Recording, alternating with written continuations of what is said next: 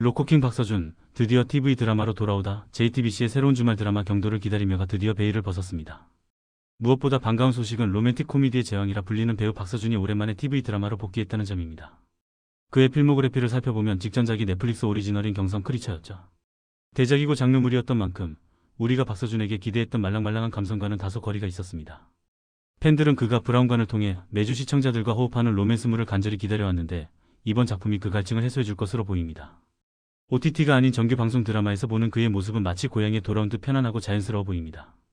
특유의 능청스러움과 진중함을 오가는 연기가 주말 밤을 책임질 준비를 마친 듯합니다.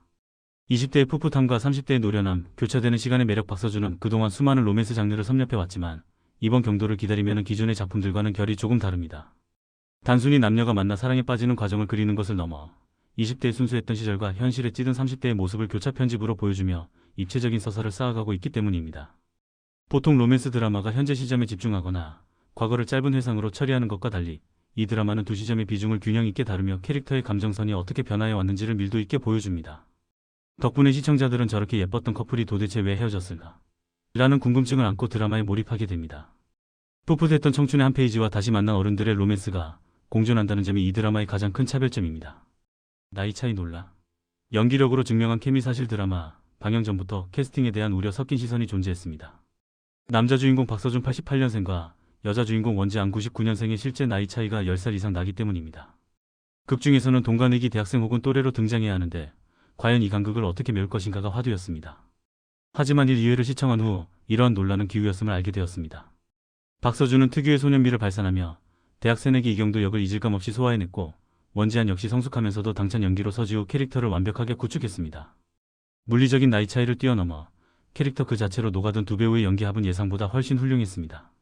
오히려 신선한 조합이 주는 시너지가 극의 몰입도를 높이고 있습니다.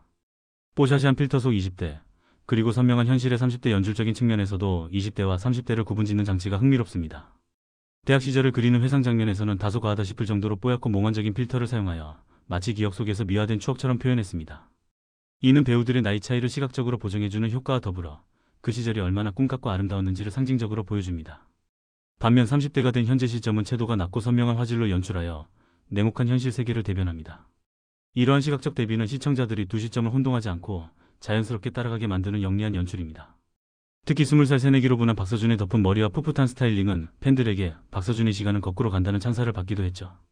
고도를 기다리며를 오마주한 제목, 그 속에 숨겨진 뜻. 드라마의 제목 경도를 기다리며를 보자마자 사무엘 베켓의 유명 희곡 고도를 기다리며가 떠오른 분들이 많으실 겁니다. 작가는 이를 숨기지 않고 전면에 내세웁니다. 실제로 극중 두 주인공이 활동하는 대학 연극반에서 올리는 작품이 바로 고도를 기다리며입니다. 원작 희곡에서는 오지 않는 고도를 하염없이 기다리는 인간의 부조리를 다루지만 드라마는 이를 비틀어 경도 박서준을 기다리는 지우원지안의 이야기로 치환합니다.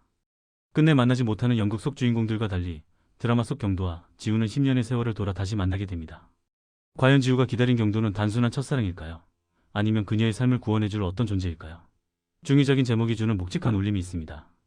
운명 같은 우연, 연극반에서의 첫 만남. 두 사람의 인연이 시작된 대학 시절의 에피소드는 로맨틱 코미디의 정석을 보여줍니다. 다른 학교 학생이었던 지우가 경도의 학교에 놀러 왔다가 우연히 연극반 신인 모집 현장에 휘말리게 되는 설정은 다소 뻔하지만 그래서 더 설렙니다. 착각과 오해로 인해 얼떨결에 연극반에 가입하게 된 경도, 그리고 그런 경도를 보기 위해 매일같이 남의 학교 동아리방을 드나드는 지우.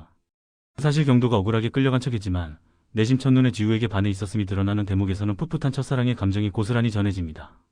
적극적으로 다가가는 지우와 쑥스러워하면서도 그녀를 밀어내지 못하는 경도의 모습은 보는 이들의 입꼬리를 올라가게 만듭니다.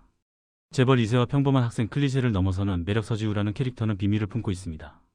겉보기엔 그저 활달하고 예쁜 여대생 같지만 사실은 굴지의 대기업 자림 어페럴의 차녀라는 엄청난 배경을 가지고 있죠.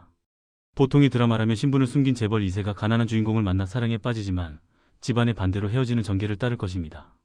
이 드라마 역시 그 큰 틀에서 벗어나지는 않지만 20대의 그들이 보낸 시간이 마냥 달콤하지만은 않았음을 암시합니다.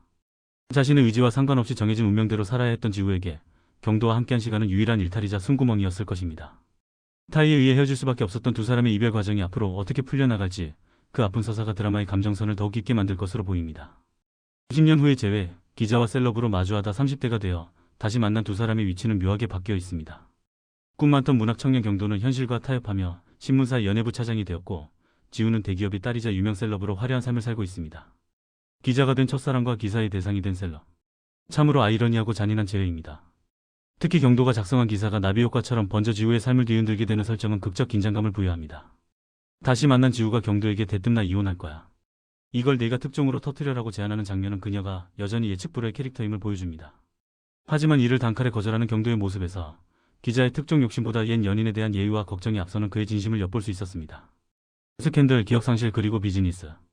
휘몰아치는 전개 경도의 거절에도 불구하고 결국 타 언론사를 통해 두 사람의 만남이 스캔들처럼 보도되면서 상황은 급박하게 돌아갑니다.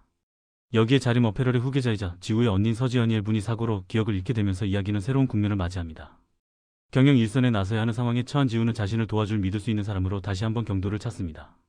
단순히 로맨스만 다루는 것이 아니라 재벌과의 경영권 다툼과 그 속에서 피어나는 비즈니스 파트너로서의 관계가 얽히며 흥미를 더합니다. 카리스마 넘치는 배우 이엘이 기억상실이라는 변수를 어떻게 연기할지도 관전 포인트이며 이 혼란스러운 소용돌이 속에서 경도와 지우가 어떻게 다시 사랑을 확인하게 될지 기대됩니다. 시청률 상승세, 12부작의 빠른 호흡을 기대해 경도를 기다리면은 총 12부작으로 기획되었습니다. 최근 드라마 트렌드에 맞춰 군더더기 없이 빠른 전개를 보여주겠다는 제작진의 의도가 엿보입니다. 실제로 1회에서 캐릭터와 배경을 설명하고 2회에서 곧바로 재회와 사건이 터지는 속도감은 시청자들을 TV 앞으로 끌어들이기에 충분했습니다. 덕분에 1회보다 2회 시청률이 상승하며 기분 좋은 출발을 알렸습니다. 오랜만에 보는 정통 로코의 문법에 미스터리와 오피스물의 재미까지 가미된 이 드라마, 박서준의 로맨스를 기다려온 분들이라면 절대 놓쳐서 안 될 작품입니다. 과연 경도는 지우를, 지우는 경도를 끝까지 기다려줄 수 있을까요? 이번 주말 그들의 기다림에 동참해보시는 건 어떨까요?